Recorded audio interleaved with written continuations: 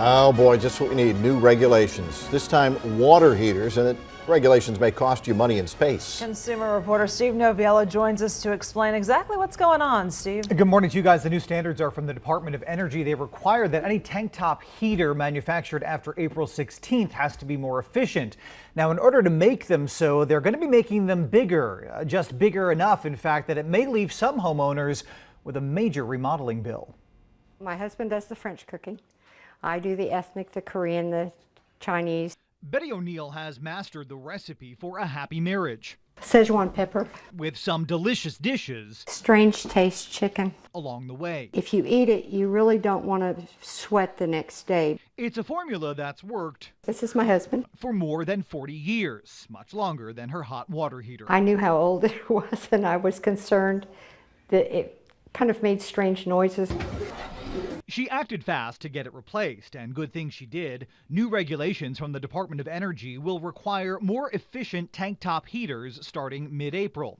Not only will they be more expensive, but they'll also be bigger. They are increasing the size of the tank top water heater by 2 inches, both in circumference and in height. That might not sound like a lot, but consider your space. Most homes have just enough room for the current configuration.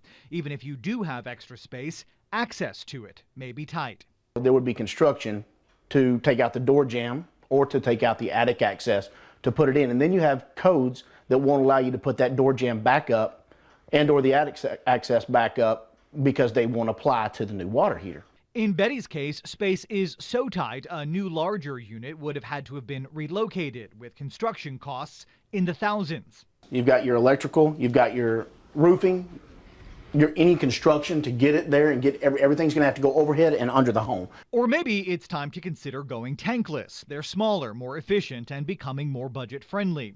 This new model from Norritz is easier to install because it connects to venting that already is in place.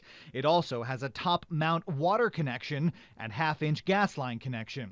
If not, consumers are left to grab current size tank top units where they can. And there's not any on hand. Nobody has them. So says the plumber, but in reality, we're not in that kind of hot water quite yet. We took a trip to a local Home Depot where we found sufficient stock for now, but not for long.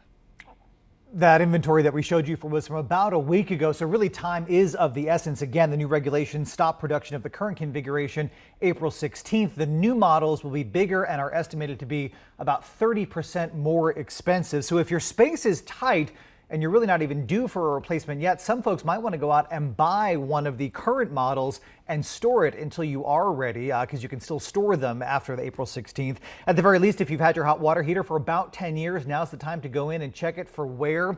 You can start by checking around the seals, which are looking for are any leaks. We have a link to the Department of Energy website right now on our station website.